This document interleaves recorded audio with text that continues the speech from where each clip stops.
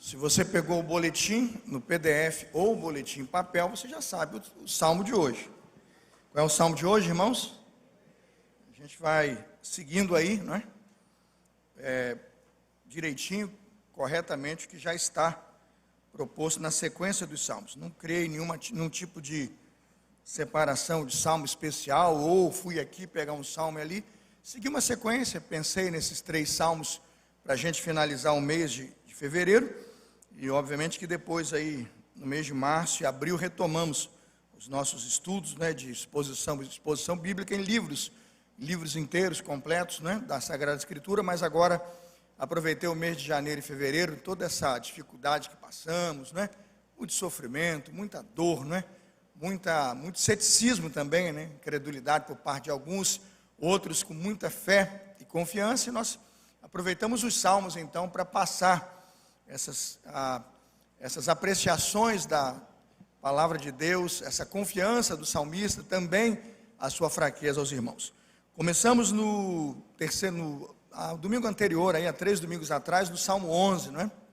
Depois passamos pelo Salmo 12 e hoje vamos ao Salmo 13. Nós vamos ler todos os versículos deste salmo e neste domingo, não só pela manhã, mas também à noite, passaremos um bom tempo aí meditando, pelo menos de manhã e de noite, com esses 6 versículos que tem muito a nos ensinar. Vamos ler então a palavra do Senhor, Salmo 13, de 1 a 6. Eu vou ler os versos de 1 a 6, depois eu vou pedir aos irmãos que junto com o pastor recitemos os versos 5 e 6 usando o telão. Seja lida a palavra do Senhor. Diz assim a palavra do Senhor: Até quando esquecerás de mim, Senhor? Para sempre? Até quando esconderás de mim o seu rosto? Até quando consultarei com a minha alma, tendo tristeza no meu coração cada dia? Até quando se exaltará sobre mim o meu inimigo? Atende-me, ouve-me, ó Senhor, meu Deus, ilumina os meus olhos, para que eu não adormeça na morte, para que o meu inimigo não diga prevaleci contra ele, e os meus adversários não se alegrem, vindo eu a vacilar. Mas eu confio na tua benignidade, na tua salvação, se alegrará o meu coração, cantarei ao Senhor, porquanto me tem feito muito bem. Vamos todos juntos, lendo a tela lá, a versão do telão, todos juntos, o versículo 5 e 6, vamos todos juntos? 5 e 6, perdão, vamos botar o 5, mas eu confio. Põe o 5, por favor. Vamos todos juntos? Mas eu confio na tua benignidade, na tua salvação, meu coração se alegrará. Cantarei ao Senhor, porquanto me tem feito muito bem. Eu tenho recitado essa parte porque eu sempre digo, para o crente é melhor começar pelo final, porque o sofrimento não é um bom lugar, não é, de se estar. Mas Davi estava sofrendo e ele só conseguiu cantar ao Senhor quando aquilo que estava distante pela fé estava diante dos olhos. Amém? Ainda era longe. O dia em que ele veria o livramento do Senhor ainda estava muito longe. E a história bíblica nos mostra que ele ainda sofreu muito tempo. Mas pela fé, aquilo que estava distante estava diante dos olhos. Vamos orar? Bondoso Deus e bondoso Pai, seja conosco neste lugar. Mais uma vez tenho o privilégio de ser, ó Deus, o porta-voz da sua palavra. Me sinto honrado, um privilegiado todas as vezes que assumo este púlpito para ser o anunciador das boas novas. Mais uma vez peço graça e misericórdia do Senhor, e que com poder e com autoridade a tua palavra seja exposta nesse lugar, e que teu Espírito Santo, ó Deus, possa fazer grande obra nos corações de todos que ouvem esta palavra. Oramos em nome de Jesus, amém. Pode sentar-se. Os conflitos da fé. Até quando, Senhor? Pergunta Davi, até quando, Senhor? Davi está vivendo grande angústia. Quando ninguém pareceu se importar, Davi olhou para o Senhor e na percepção de Davi, Deus pareceu distante. Veja, quando um sofrimento se prolonga, a impressão que nós temos é que nós estamos orando e Deus não está nos ouvindo. Eu já orei e Deus aparentemente não me atendeu. Eu já orei e aparentemente não consegui ver o meu pedido atendido. porque Deus resolveu de outra maneira aquilo que era um pedido simples para mim. Eu só queria que o ônibus andasse e chegasse no horário. E para que o ônibus andasse e chegasse, eu pedi que o ônibus se movesse. Ele não se moveu. Por mais de 15, 20 minutos, ficou inerte, até que entrou alguém que estava orando para que aquele ônibus atrasasse. E quando eu percebi que a minha oração era para que ele saísse e do irmão atrasasse, eu entendi que nós estávamos em conflito de oração e Deus tinha que resolver o problema. Quando olho para situações como essa hoje, quando olho para um salmo como esse hoje e vejo um dos salmistas, segundo o coração de Deus, Davi é um homem segundo o coração de Deus, dizendo até quando, Senhor, eu consigo entender, irmãos, que o conflito da fé é real. Começamos no capítulo 11, quando Davi, ele recebe dos seus conselheiros, que ele tem costume de ouvir, o conselho que não era sábio: fuja como um pássaro, vá para as montanhas. Não é? O rei tem poder de nação, o rei tem um exército poderoso, ele vai nos causar problema, fujamos como pássaros. E Davi disse: como posso eu fugir, se Deus é o meu refúgio? É óbvio que eu acredito então, já expus isso no domingo, que os conselheiros que o aconselharam, ou vazaram, ou cederam das suas convicções. Porque no Salmo 12, na sequência, ele diz: eu estou procurando um homem fiel, um homem piedoso. Olhei para um lado, olhei para o outro e não vi ninguém. Todos haviam desaparecido. O que Davi vê no Salmo 12 é gente soberba, é gente falsa, é gente hipócrita, são bajuladores que estão causando a Davi, a fé do grande a servo de Deus, o impacto negativo terrível. Por isso o Salmo 11 e o Salmo 12, escrito como canções de medo contra o inimigo, que era o próprio rei, obviamente com uma ameaça a Davi. Depois insegurança, porque aqueles com quem ele podia contar não estavam do seu lado e o mundo parecia de pernas para o ar. Ele disse: não há um homem, não é isso que ele disse no Salmo 12, em que eu possa confiar. Aí agora eu digo para você que o fluxo natural de toda essa pressão que ele está passando é, em algum momento, ele vai vacilar. Por isso Paulo vai dizer: aquele que está de pé, cuide para que não, em algum momento vai vacilar. Eu não conheço uma pessoa que exposta a um sofrimento longo e extenso, que não tenha em algum momento questionado sua fé, não é? Seu pastor, a vigília que foi, o culto que fez, o pedido que colocou, não é? Você diz assim: eu oro aqui, e se com fé oro, uma montanha sai daqui e vai para lá. Se eu com fé oro, uma árvore que está aqui pode ser lançada no meio do mar. Se eu tenho fé do tamanho de um grão de mostarda, não é assim? A Bíblia diz que a coisa está amarrada aqui no céu, e de repente você ora, e não melhora. Você se sente então num conflito de fé. Ou Deus está surdo, ou eu não tenho fé.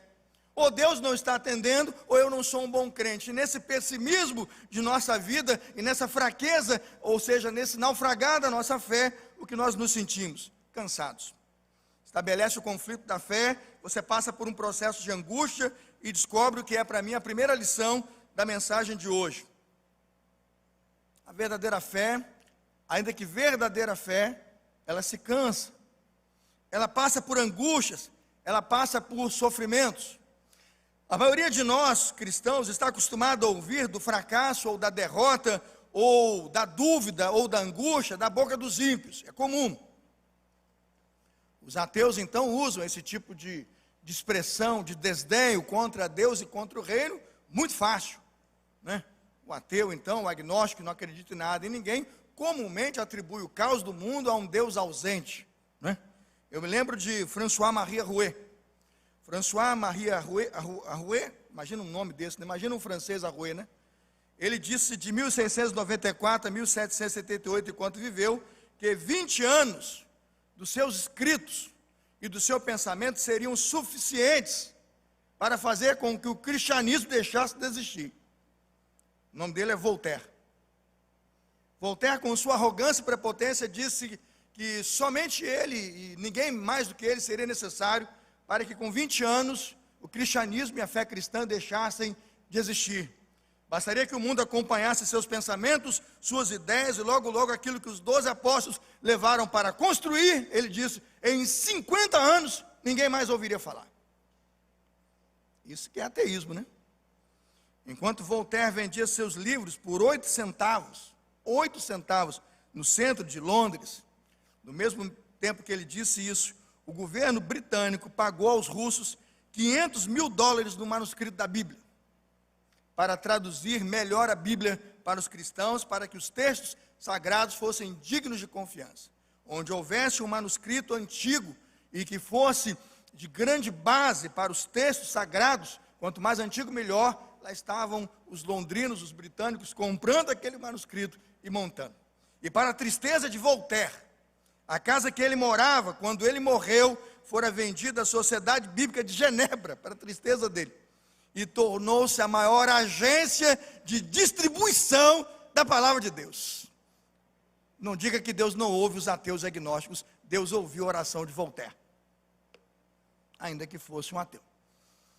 Ele queria acabar com a fé, com os seus escritos em 50 anos. Nós já estamos aqui em 2021 e a palavra de Deus varre o mundo e o mundo caminha pela fé.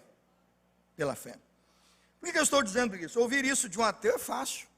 O cara é ateu. A enfermeira, irmãos, que viu partir Voltaire, estava com ele nos últimos dias de sua vida, entrou em desespero e disse: nunca mais quero ver um moribundo partir com esta falta de fé deste homem. O médico, irmãos, que viu Voltaire partir, ouviu dele o seguinte: se você me der mais 6 meses de vida, faça qualquer coisa na medicina, eu lhe dou todos os meus bens, e quando eu morrer, o senhor vai comigo para o inferno. O médico, rapou fora. Quando olhamos para a fraqueza de Voltaire e entendemos seu ceticismo e sua falta de fé, perguntamos: o que faz Davi, o servo de Deus, gritar: até quando, Senhor? Davi não é ateu, Davi é um cristão. Neste momento sabemos que o cristianismo é ainda algo a ser revelado, mas ele é um crente em Jesus, porque ele será salvo pela fé.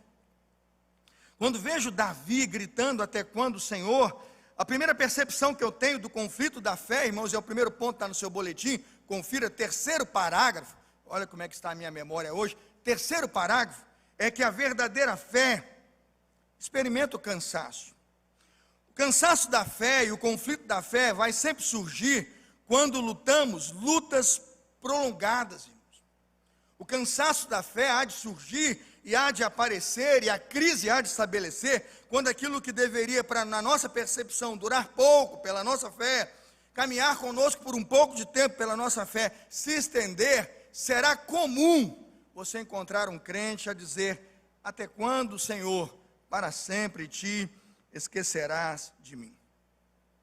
Andrew Fuller escreve um dos seus grandes livros e diz sobre o sofrimento o seguinte: não é sobre os mais agudos, mas é sobre os mais prolongados sofrimentos que vemos a fé do cristão se exaurir. Às vezes achamos que o problema mais agudo faz a fé exaurir. Não é o mais agudo, até porque se é agudo, mas humilha o cristão pede e vê o milagre, é como um estampido de cura. O que acontece é o despertamento do cristão, porque ele vê imediatamente a mão de Deus. Mas quando ele está sofrendo, irmãos, está lutando, ora e não melhora, ora, e às vezes piora, aquele cristão vai se sentindo diminuto e pequeno, e algum dia na sua fé, ele vai gritar: até quando, Senhor? Não pense você, irmãos, que eu estou gostando desse tempo de pandemia. Esse negócio de fica em casa não é para mim, apesar de eu gostar muito da minha casa. Minha casa é muito boa, a casa dos irmãos eu moro lá de favor, graças a Deus.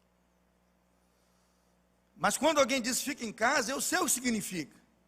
Eu sei que estamos doentes, eu sei que nós estamos nos contaminando, eu sei que os UTIs estão cheios, que os CTIs não têm vaga, eu sei que os médicos estão estafados, eu sei que os enfermeiros estão no limite, e quando olho para tudo isso, você pergunta: até quando, Senhor? Foi março do ano passado, no meio de março, exatamente na primeira quinzena, que seu pastor fechou o templo e disse: precisamos nos organizar em terços de membresia para participar do culto. Está aqui, não pode ter mais do que 546 pessoas aqui, é o que diz o decreto, pelo número de lugares que temos. Pode contar que não tem. Se tiver mais, estamos errados. Tem que ter 546 pessoas e sentadas por família e com espaço, como está aqui respeitado o espaço. Você veja que tem um banco na sua frente que está isolado aí. Ele está fechado para que seja reduzido o número de assentos. Acha que eu estou gostando? Não, não estou gostando. O que eu estou dizendo é que todos os dias eu olho para Deus e já fico preocupado. Quando diz que vai ter vacina e daqui a pouco parou a vacinação, quase que o cabelo caiu. Falei, como é que para um negócio desse? Eu paro de produzir biscoito, paro de produzir chocolate, paro qualquer coisa, mas tem que colocar o nosso povo com saúde para trabalhar. Irmãos, nós estamos vivendo um tempo difícil. Aí não pensa que seu pastor um dia de joelho, em quarto, no silêncio, para ninguém ver, diz, até quando, Senhor? Vai entrar março, já estamos um ano. Senhor, desperta os nossos governantes, desperta a nossa liderança, desperta o nosso povo, porque nós estamos sofrendo. O que Davi está dizendo, irmãos, é que o sofrimento vem, e quando vem, vem com força de nos abalar, mas precisamos colocar para o Senhor a nossa dor e o nosso sofrimento. Quando o sofrimento não é abreviado, a chance do cristão naufragar é difícil. Dá uma olhada em Mateus 24, 22, por favor, queria que a equipe me acompanhasse. Evangelho de Mateus 24, 22.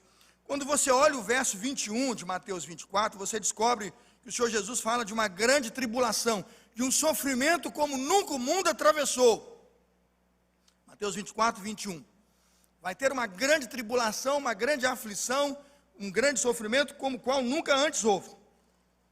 Aí veja o que Deus fala sobre esse sofrimento nos cristãos. Bota o 22. Volta lá. E se aqueles dias não fossem abreviados, nenhuma carne o quê? Não sou eu que estou dizendo, não. Entendeu, Simone? Fica aquela pegada, o pastor pegou pesado, o pastor falou uns negócios lá, muito forte. Não sou eu que estou falando, não. Eu temo, irmãos, a mão treme quando eu falo um negócio desse, está lá. Se aquele sofrimento não for abreviado, não é assim, o salvo, se salvo, o eleito aguenta, o todo bom, pastores vão sobreviver, não. Quem vai se salvar, irmãos? Aí diz lá, mas por causa, continua, dos escolhidos, os dias serão o quê? Irmãos, se Deus está dizendo isso, é porque Deus sabe quanto um sofrimento pode causar na vida de uma pessoa. Esse versículo me impressiona porque ele está dizendo que Deus tem que resolver o problema do sofrimento, porque se ele não interferir, ninguém se salva. Eu não ponho culpa em Davi, não. Davi não está gritando como se fosse um crente fraquinho, um sujeito frágil, não. Davi está dizendo, Deus está doendo e está doendo muito, está doendo e está doendo forte. Senhor, eu não aguento mais sofrer. O Senhor precisa dar uma luz para mim, o Senhor precisa ressuscitar em mim uma visão, o Senhor precisa apontar para mim um caminho, porque hoje, Senhor, eu estou dizendo para o Senhor, eu não estou aguentando. Até quando, Senhor? O conflito da fé é para seres humanos que vivem, irmãos, e batalham pela fé, que defendem a vontade de Deus, que primam pelo Evangelho, que como Davi estava aguardando o dia de sunção, mas não adianta pensar que não viverá dias difíceis. O sofrimento vem, as lutas vêm. O que eu posso afirmar, como afirmo no Salmo e na experiência da teologia neotestamentária, é que Deus vai nos tirar do meio desse sofrimento. 1 Coríntios capítulo 10, versículo 13 diz, 1 Coríntios 10, 13, que não virá sobre nós aflição, provação ou tentação, senão humana, mas fiel é Deus, diz a Bíblia, que não nos deixará tentar acima daquilo que podemos suportar. Antes, diz a Bíblia, Deus vai nos dar o escape. O que eu estou dizendo, irmãos, é que quando as aflições chegarem, as lutas chegarem, lembre-se, você pode questionar com Deus pelo tempo, pela duração, porque está conflituoso, mas você vai dizer, eu sei que o meu Deus me dará o escape. Segundo lugar, irmãos, o que o cansaço e o conflito que vivemos em nossa fé, quando não vemos, a solução e o sofrimento se prolonga, a segunda característica que percebemos é que o cansaço nos faz não perceber as bênçãos de Deus.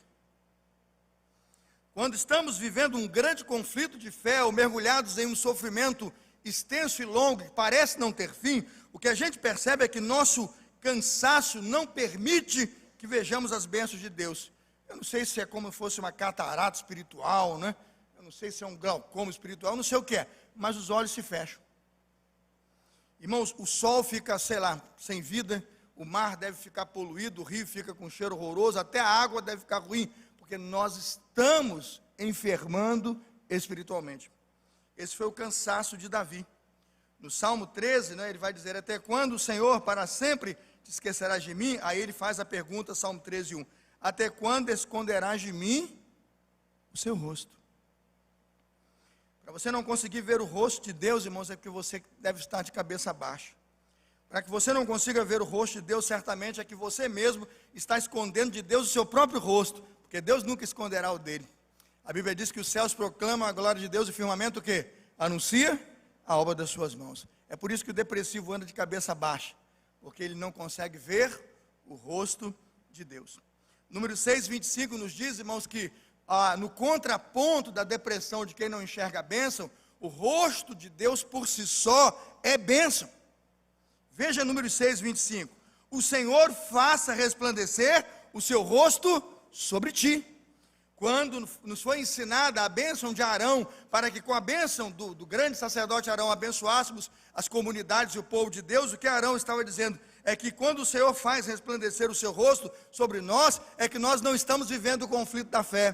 Conseguimos olhar, Raquel, e ver o rosto de Deus a iluminar a nossa face. Número 6:26, o próprio Arão, ao ensinar as bênçãos do Senhor ao povo, vai dizer: o Senhor sobre ti levante o seu rosto. Davi, que sofrimento medonho Davi foi submetido, que sofrimento terrível, ele foi mergulhado a ponto de se sentir cansado e ver um sofrimento que parecia não ter fim e dizer: Senhor, nem o teu rosto consigo enxergar. O que ele está dizendo? Eu não consigo perceber as suas bênçãos. Porque o rosto de Deus, o semblante de Deus e o resplandecer do rosto de Deus, ou levantar do rosto de Deus, à luz de números, irmãos, é bênção para o cristão. O que eu vejo é que Davi está sofrendo de uma espécie de inanição espiritual. Ele está naquele momento mostrando o quanto ele está com pouca energia ou com nenhuma energia. Quando sofremos de inanição espiritual, estamos quase que à beira da morte. E ele chega a dizer: Senhor, que eu não durmo o sono da morte. Faltava-lhe a percepção das bênçãos do Senhor. Em terceiro lugar, irmãos, eu creio que está no quinto, sexto parágrafo, pode conferir no boletim, né? Em terceiro lugar, o que o cansaço faz? O cansaço de uma luta prolongada, além de nos fazer exaurir e nos sentir esgotados e questionarmos com Deus: Senhor, eu estou aqui lutando e não vejo frutos. O cansaço de nossa fé conflituosa nos faz não ver a mão de Deus e a bênção de Deus. Mas o que é pior, o cansaço afeta nossas emoções e pensamentos. Quem é que nunca se encontrou no até quando, perguntando: que pensamento é esse que eu estou tendo? Que desejo esquisito é esse que eu estou sentindo? Ou veja, que voz é essa que eu estou ouvindo? Perceba que no Salmo 13, versículo 12, Salmo 13, versículo 2, o salmista vai dizer: até quando terei inquietações, confirma aí por favor, inquietações e tristeza no coração, dia após dia. Ele coloca assim: até quando consultarei com minha alma, tendo tristeza no meu coração todo dia. O que ele está dizendo? O cara que está falando, consultando a alma, é o soliloquio, começa a falar sozinho. Quando você vê uma pessoa falando sozinho, já fica preocupado, o cara está precisando de ajuda. Precisando de ajuda, né? Começa ali com ele mesmo, conversa com ele mesmo, tenta resolver seus próprios problemas. Ele está angustiado, e o que ele está falando é porque ele está tentando resolver alguma coisa. Mas o que é pior, irmãos, é quando esse tipo de emoção ou pensamento descontrolado, eu chamo aqui de emoção e pensamento descontrolado, nos domina. A emoção e o pensamento é descontrolado, mas essa emoção e pensamento descontrolado nos controlam, porque eles ditam o nosso comportamento. Entende? Eu não consigo viver, eu não consigo andar sem me lembrar daquele som. Essa semana eu estive visitando 2 pessoas, irmãos, que tiveram as portas do suicídio. Muita gente não entende, porque, por exemplo, estamos aqui, sentados num banco de igreja, quando nós temos 1.189, 1.190 mortos numa pandemia como essa. Se eu disser para os irmãos que sentados aqui, os irmãos não estão expostos ao risco, eu seria um mentiroso, e mentiroso me tornaria. Estamos. Mas eu posso afirmar, irmãos, que ao estar aqui também estamos contribuindo e muito para a sua saúde física, emocional e espiritual num tempo como hoje. Porque pessoas que estão no distanciamento e no isolamento há muito tempo, já estão surtando em suas casas. E pelo menos um grupo delas que acompanha essa semana já chegaram às vias do suicídio. Quando o presidente da República citou essa semana que algumas pessoas nos estados estão tentando suicídio, pediu aos governadores que encarecidamente tentem portas de solução, que não fechar as pessoas em casa, tentem outros caminhos, né? Foi duramente criticado, mas tem razão, Sua Excelência o Presidente, porque nós sabemos que a população está no limite da dor e do sofrimento. E não estou dizendo que guardá-las e protegê-las não é nosso papel, é o nosso papel, mas que estamos entre o conflito de que o isolamento e a proteção está colocando a pessoa num outro nível de doença, tão poderoso e tão perigoso, que pode tirar a vida tão certo quanto talvez a tal doença que está pelas ruas hoje. O que eu vejo Davi sofrendo em suas emoções e pensamentos descontrolados, é que suas emoções e pensamentos descontrolados o estão dominando. Davi agora está ouvindo seus fracassos e não suas vitórias. Davi está ouvindo vozes que o assustam e o amedrontam e que o diminuem. Isso não vem de Deus. Davi está naquele momento como que está caído em abatimento e ansiedade e pânico, porque naquele momento o sofrimento no qual ele está exposto atingiu em cheio a sua fé. E ele grita: até quando, Senhor, terei inquietações e tristeza no meu coração? Quando emoções descontroladas passam a nos controlar, nós chamamos logo dois irmãos gêmeos do descontrole emocional. São dois irmãos gêmeos, é o TAG e o TOC. Vocês conhecem esses dois irmãos? Nasceram juntos. O TAG é o transtorno de ansiedade generalizada, e o TOC é o transtorno obsessivo compulsivo. Já tem gente rindo aí, já sabe, o médico disse que você tem, já vi. Eu de vez em quando, irmãos, sabe, como é que você adquire transtorno de ansiedade generalizada, ou especialmente o TOC? É aquilo que você não pode dominar, ou a chamada incerteza. Toda vez que tem dúvida e incerteza, você se estabelece tentando resolver com certezas a questão. E quando não tem, é complicado. Vou dar um exemplo. Você apagou a luz, fechou a porta, foi dormir. Se você não tem certeza que você apagou a luz, fechou a porta, o que você faz? Levanta para conferir.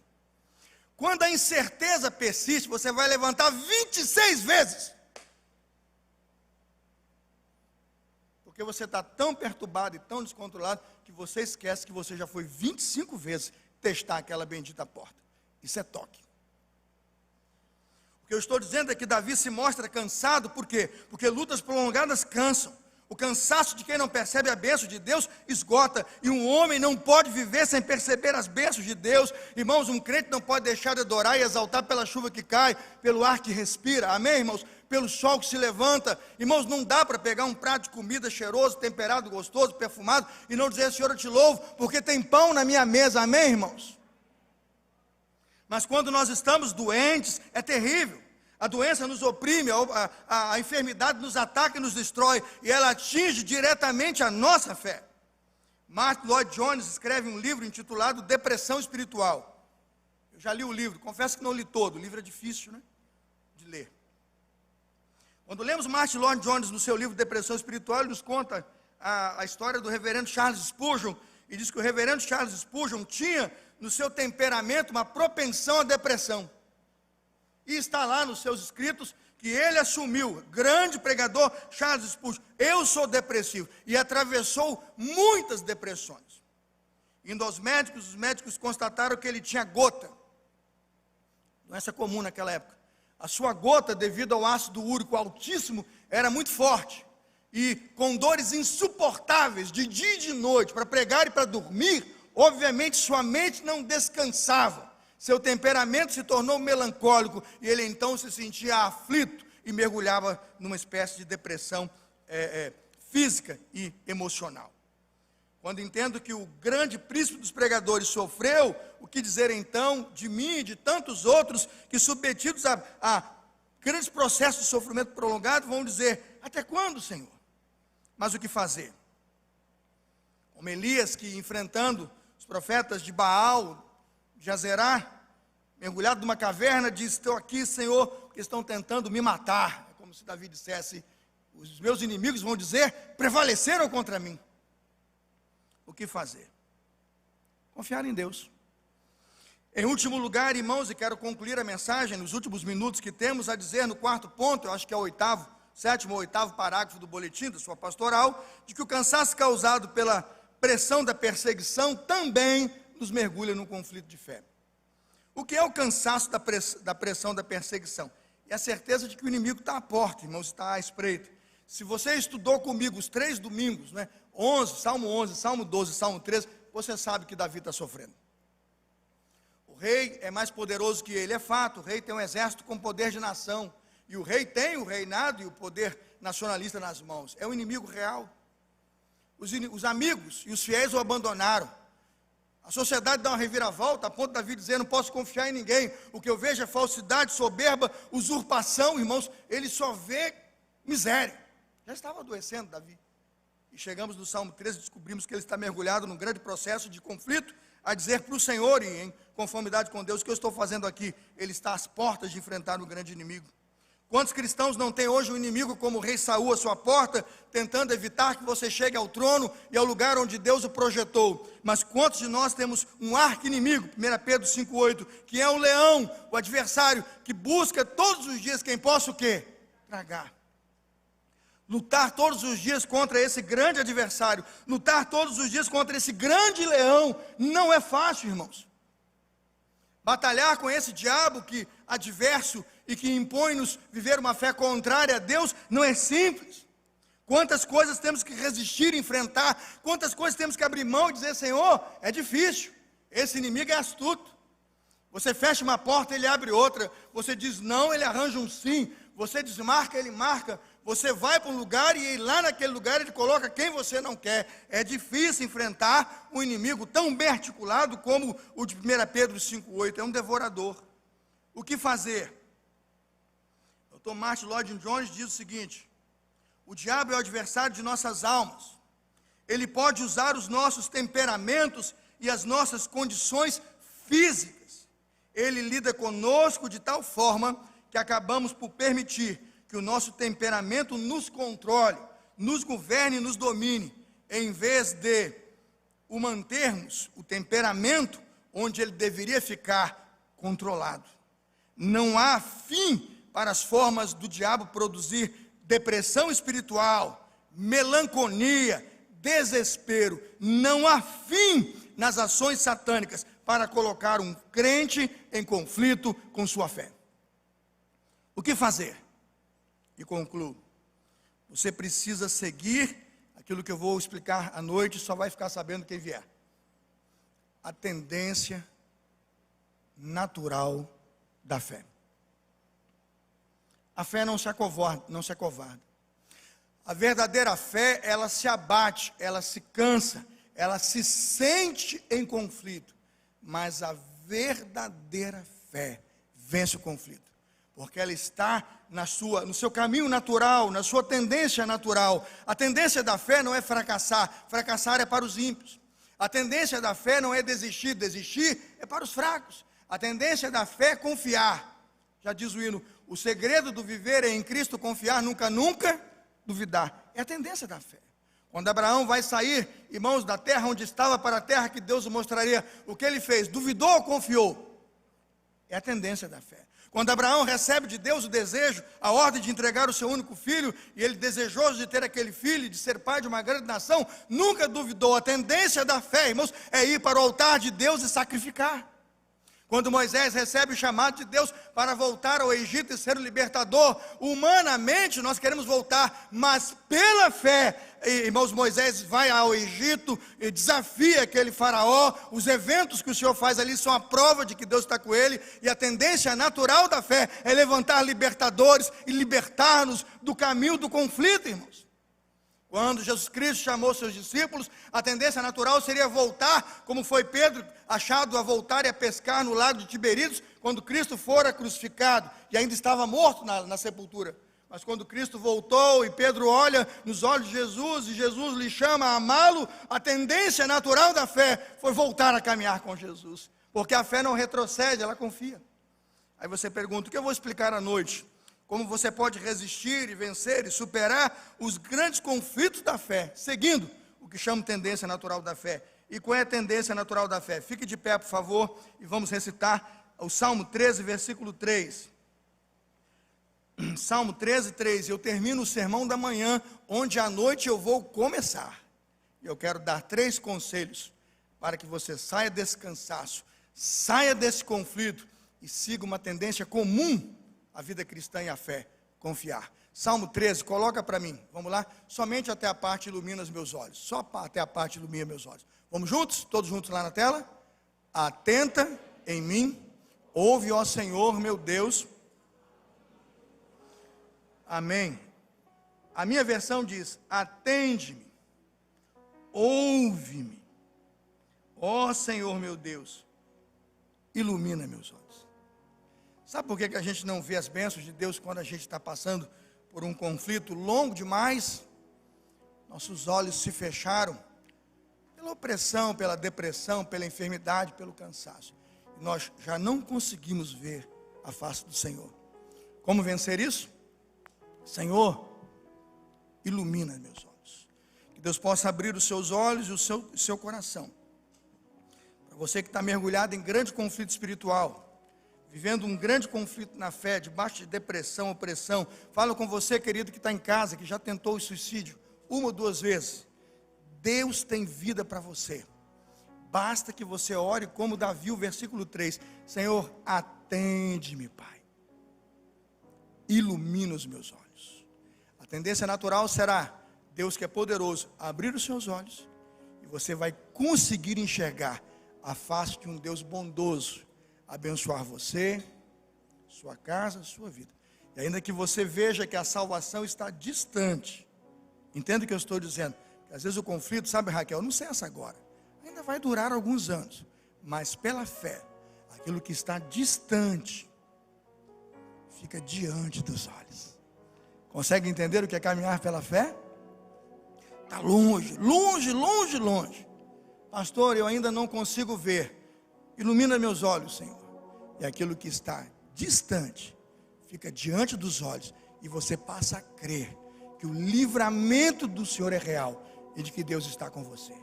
Foi por isso que Davi, que escreveu este salmo, também dizia: o Senhor é meu pastor e nada me faltará. Ainda que eu ande pelo vale da sombra da morte, tu estás comigo. Está distante, mas pela fé, diante dos olhos está.